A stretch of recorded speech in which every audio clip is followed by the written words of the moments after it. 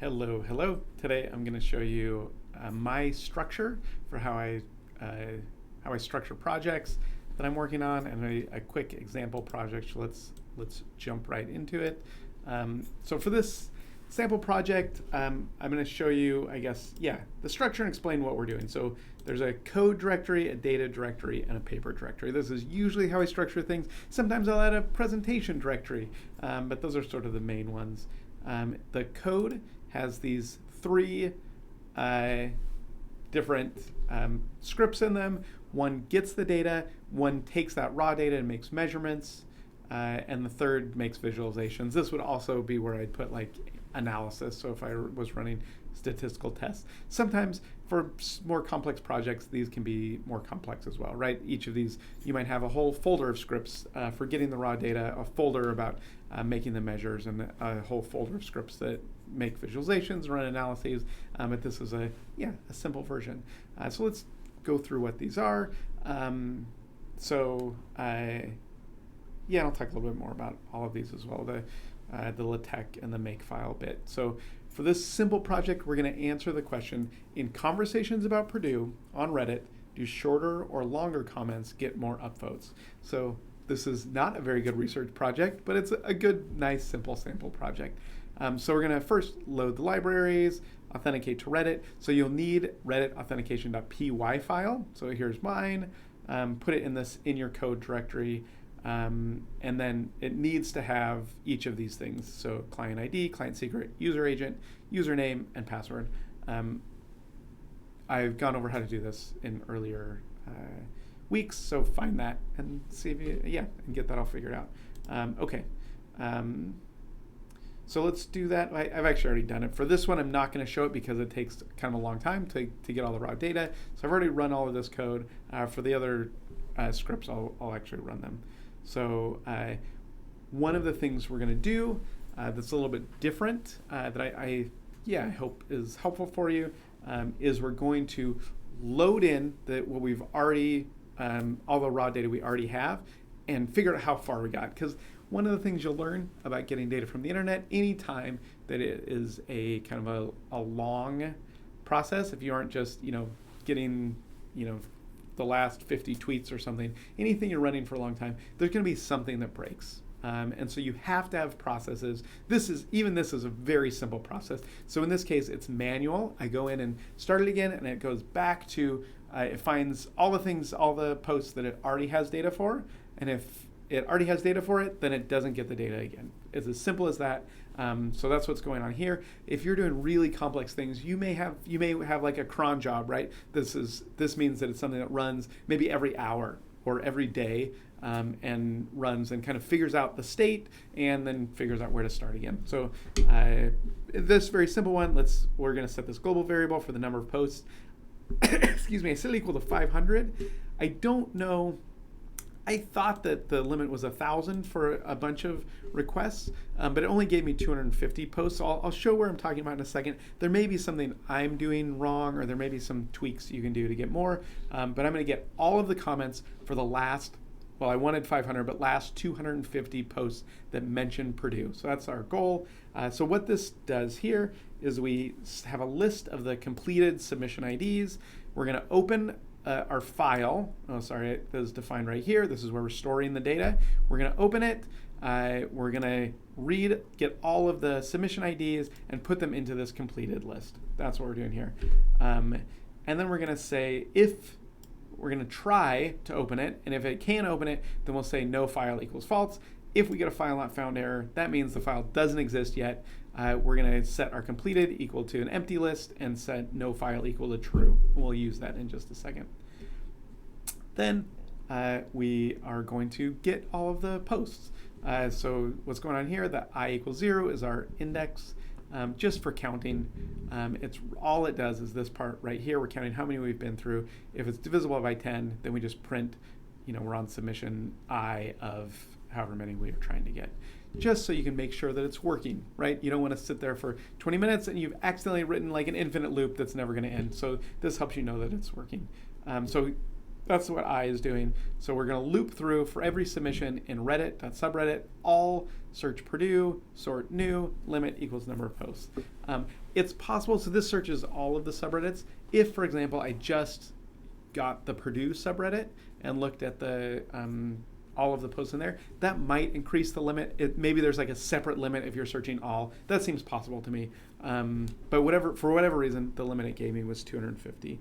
Okay, so what we're going to do for each submission, we're going to have a new list called comments, and then we're going to fill up the comments for all the comments that are connected to that post, and then we're going to write them out to the file. So we short circuit a few things. If the submission ID is incompleted, in other words, if we've already done it, then we'll continue, right? That means just go to the next item in our loop.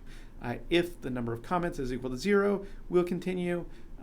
So yeah, short circuiting that loop in a couple of ways and just moving on. So then this is basically just a setting. The submission.comments.replace more limit equals none says that we want to get all of the comments for a given submission, a given post on Reddit.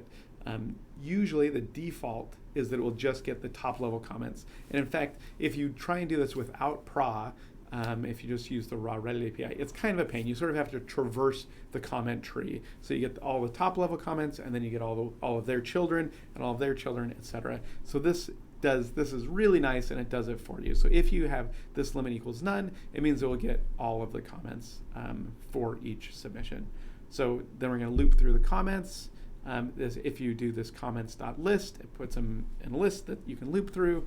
If it's deleted or removed, we're just going to skip it. So we'll go skip on to the next comment. Obviously, depending on your research question, you may want to keep those. The reason I'm skipping them is because it just breaks this. I'd have to complicate the code a little bit. So when something is removed, it doesn't have an author. So this comment.author.name doesn't work, like author is none. And so it breaks. I would have to, write a little bit more complicated code. In our case, we care about the length of the comment, and if it's deleted or removed, then it doesn't have a length, and so I feel comfortable removing it. But you may want to keep it. So anyway, then this is the kind of the key part is I kept everything I might possibly want. Obviously for this simple project, I know exactly what I'm trying to do. It's a very simple question. I know I don't need link ID and parent ID and the depth of the comment. But in real life, you do not know what you'll realize is important, either because you didn't totally understand the data generation process, or you realize that there's this other question or this other mechanism that you really want to explore. And if you didn't get the data originally, then often it's really hard, sometimes impossible, to get it again. And so, what I think you should do is, especially if you're using text data like this, just get everything. Just don't even think about it. Every field you think there's any chance you want, you just get it. So I got a ton of fields, stuff about the submissions, stuff about the subreddit, the downvotes, the upvotes, etc. Right? Get it all. And then we create this big list of comments, right? A list for each comment. Oh, well, that's dumb. Sorry, I'll just move this out one. And then we also append to the completed the submission ID. It should have been one out because we don't need to append it for every single comment. It's fine, but just a waste. Anyway, so we'll append the submission ID. Again, this is really just a sanity check. Like in general, we shouldn't need this because we're going to load all the ones we've already written to file, and all the rest should be unique. Like we should be going through unique IDs, so we shouldn't need to update this completed, but whatever. We did it, and then we can look at it at the end if we want, see how long it is, etc. Like sanity check in some ways. Okay, so finally, we're going to open the file. This A means we're going to append to the file. So it's pretty important how you open files. If you open with a W, that means write, and it means whatever was there is now gone. R means you're going to read, but you can't write to it. So it's sort of a safe way to open it. And A means you're going to append. You're just going to add stuff to the bottom. You're not going to overwrite anything that's there. So if the length of comments equals 0, I noticed for some reason Oh yeah, I bet I know why. I couldn't figure out why. So I had up here that if submission of comments equals 0, we continue, and we skip it. But I got an error down below, and I bet it's because there was just one comment and it was removed or deleted, right? Or however many there were removed or deleted. So then after we skipped all of those, there were none left. Anyway, so I had to check here as well. If the length of comments is 0, then we continue. Otherwise, we create an output file using CSV dictionary writer. If no file is true, here's where we use this. If no file is true, then we write a header. So this is, and this is where we get the header is from this, the first comment, the keys from the first comment. So that's the field names is where the header comes from. And then we set no file to false so that it doesn't write the header anymore while we're working on this. And then we write out the comments. So that is it. Once we're done with all of that, we get data that looks like this. So here's our raw data. Right, so we have author, body, the time, link ID. We have all that stuff we wanted. And then, you can see Reddit comments are kind of crazy. Freezing. It's a pretty big file. Might have to close it. But that's the idea. Come on. I'm going to pause. Okay, sorry about that. It finally worked. So we got that shut down, but that's the idea. So we've got all this raw data. It's big, medium big. And now we're going to do something better with it. So we go into the second script, which is for cleaning the data. Cleaning can mean a lot of things depending on what the data looks like. Sometimes you're going to be doing a lot of work in cleaning. This is often where the bulk of the code and the bulk of the work happens, right? Because you're taking what may be raw data. So for example, I'm thinking of one of my projects that required a lot of kind of, I guess you'd call it cleaning. I had wikis and I had all the edits that happened to wikis. So these are, first it's this ugly XML. So I had to change it from XML files, these kind of big, hairy files, into like edit by edit rows, like into a table. So that's one thing we didn't do because PRA kind of outputs a CSV, or it kind of outputs objects, and we have to store those somewhere. Anyway, so we made a CSV in our first script, but often you'll have as raw data kind of ugly big XML or JSON files, and so one step is just converting those into some sort of kind of CSV or data frame kind of style. So in this case of the project I had, right, it's coming from XML into CSV files. And then I created networks from them. And so we had to look at the in order for each page on a wiki, who replied to who, and create networks based on that. And so it was pretty involved. It required a lot of code. And then once we had the network, create network measures from that network. So there's a lot going on. In this case, we're going to do something really, really simple. So we'll do two things. Here, I'll clear it. Let's just start again. Okay.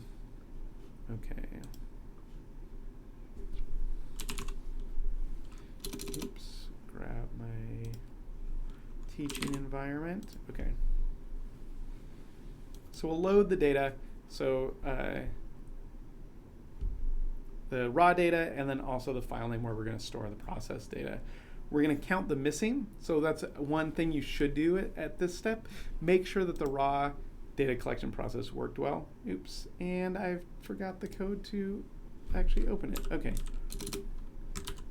Must have accidentally deleted that somewhere. Okay, so let's do it. There we go, thank you. Copilot, okay. So I'll read the raw data and look. There is one body that's missing. Let's look at it. This is actually, I looked only at an earlier version of this, and there wasn't anything missing. So let's see. pf, where pf.body, let's do pd.isInA pf.body. Okay. Oops, forgot. Okay, so we have one. I don't know why it's missing. that's fine. I think it might break something in a second. We could remove it in a second. Let's see if we have to. So this next step, what we're going to do, oh, that's where it appears. That's how it got lost. All right, we've already loaded that up above. Drop that. So we're going to drop the columns that aren't needed. So we just keep body, depth, score. Again, we don't even need all of these, but I'm keeping them thinking that this if we wanted to know the relationship between score and body length, the length of a comment, then maybe we'd care about, are there some that get more downvotes or some that get more upvotes versus the overall score? Is there a time, is it time variant? So we might want to keep these sorts of things. We're not going to use them, but we definitely don't need the other ones. So we'll drop a bunch of those, and then we're going to create a new column that measures the length. So we're taking the body column and creating this lambda function that takes the length of the string version of x. I had just the length of x before, but once in a while you'll get a body column that is just a number, and pandas is overzealous and changes it into a float, and so you have to change it to a string so that we can get the correct length. So let's try that and see if it works. It might not because of that missing. Let's try it. Oh, it did work. Great. Let's look again at this one now that we've dropped all of those, and we just have this.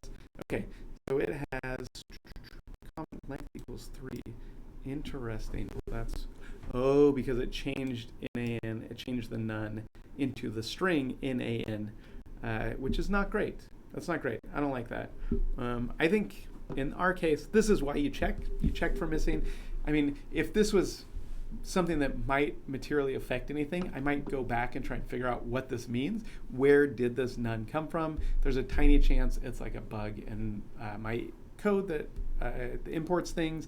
There's a chance that I think maybe it's like there actually is like an empty string for some reason. That's like the actual comment is an empty string. Who knows what it is? The fact that it's just one, like I would probably just remove it. In fact, that's what I'll do now. Because what we don't want is like this isn't true, right? The comment length isn't 3, it's none. And so because we want to compare comment length and scores, it just doesn't make sense to have it. Again, in this case, there's just one observation. It's not going to affect any of our analysis. But yeah, let's remove it in this case. So let's start over. I'll reload everything, but df where's df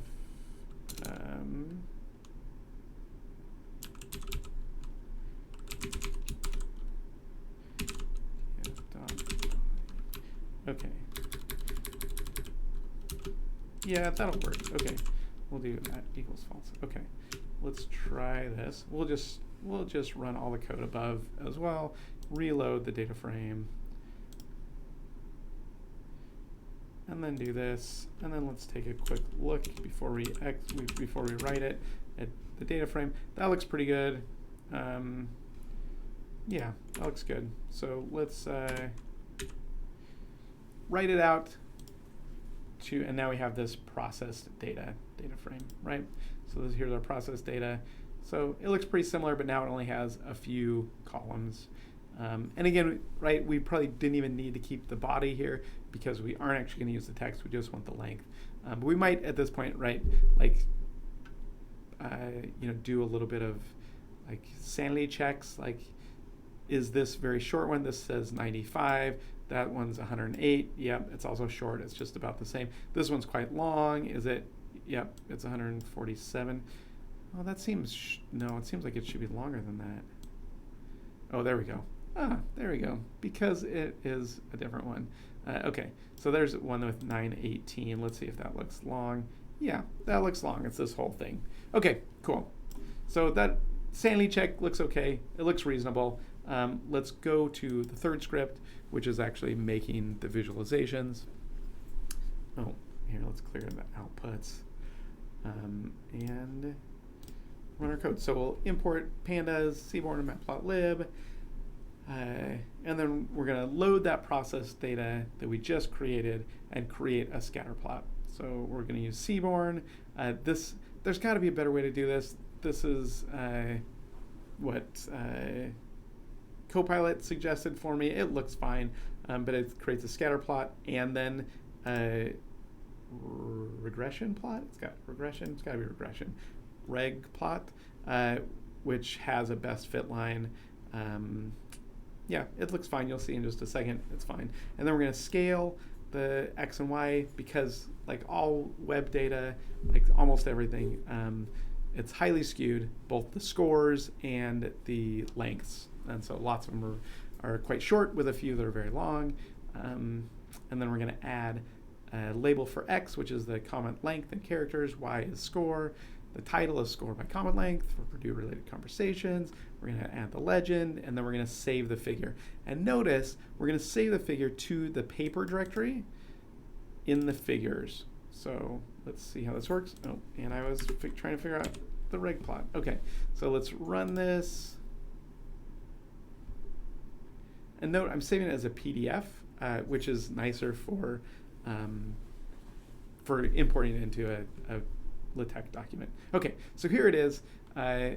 We can analyze it, but you can see the best fit line. Basically, there really is no relationship. It's just about as close to zero as you ever would see. And so it gets a little wonky. The reason that there's all this blank space here is because logs of things very near zero get very weird. And so that's the problem. And in fact, for score, it can be negative.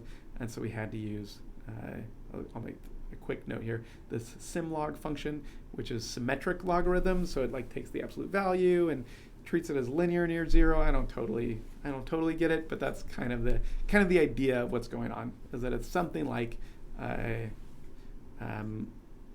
natural log, but kind of symmetric in both directions. But that's what we've got. No real relationship.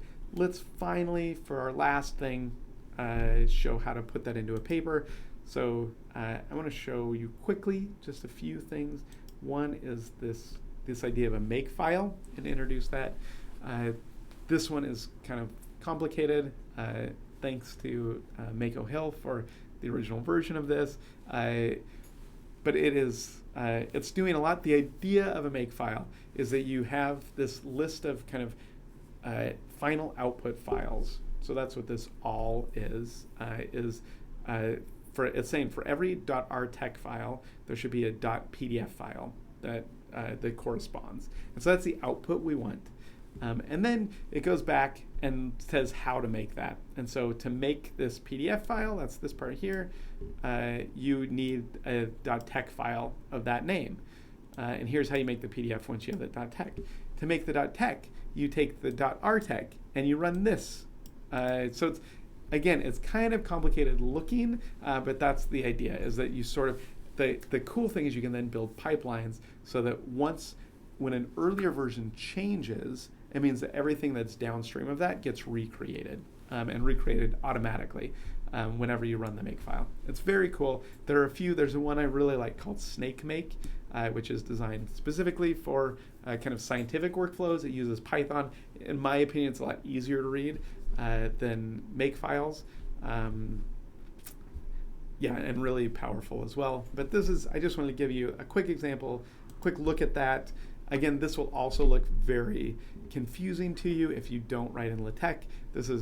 Just want to give you an example. It's kind of help you to see how cool this sort of pipeline can be.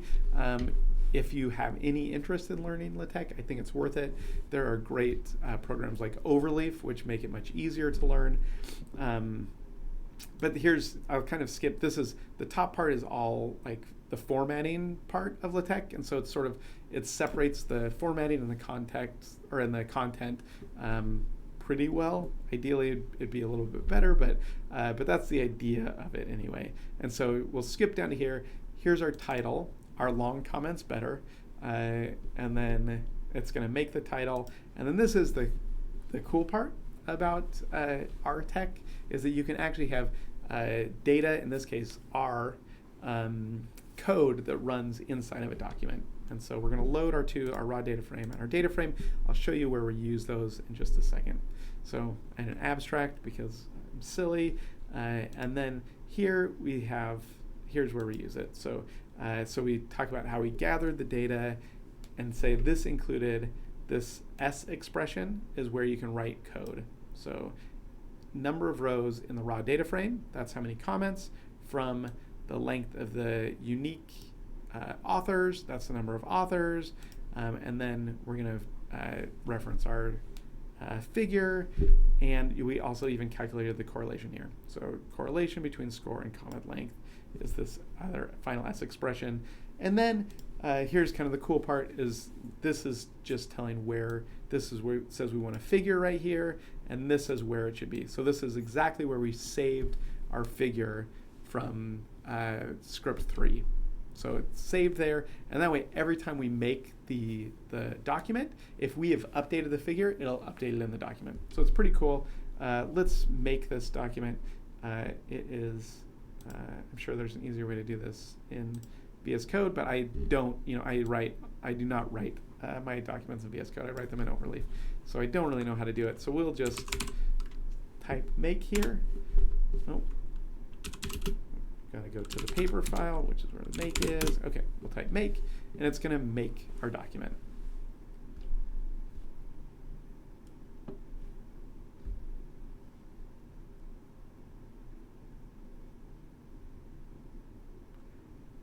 And then, see, it's over here. We'll wait until it's done. It had a few errors, but I think it works okay. I think it's bibliographic errors, and there's not really a bibliography. So let's zoom out a little so you can see it.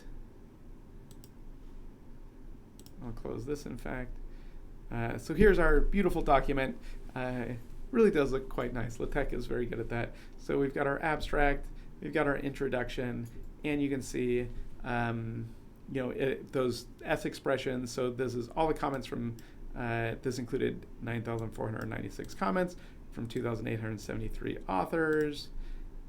Figure, I must have messed up the reference. Anyway, it would show, it should say figure 1 right there. Must have messed that up. I'll fix it by the time you can download it. Figure blank shows that there is no relationship. Indeed, the correlation is blank. It's really very, very close to 0, like surprisingly close to 0.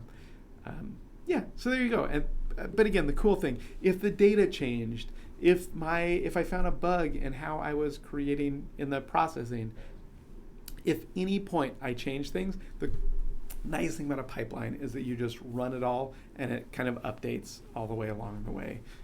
You can, like I say, with SnakeMake, you can make this more automated.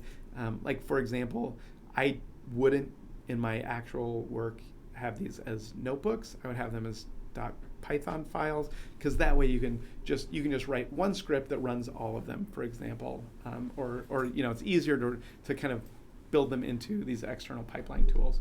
But this is also just fine. This is also just fine, and this is a nice way to do all of this. Another, maybe thing to think about, like a nice way to think about how to do this is that you should be able to start at the top. You saw it even just now, I had a bug in this one, right, where I didn't load the data frame up here. I only loaded it down here. And so it didn't work because it's so easy in Jupyter Notebooks to get to be do things in the wrong order and have the state wrong. And so I would highly recommend, anytime that you're doing this, to do, restart it and do run all, right? And then run from the top to the bottom, because you should be able to do that. And that can help you make sure that you have a pipeline that you can go from beginning to end. All right, hopefully that's helpful. Thanks.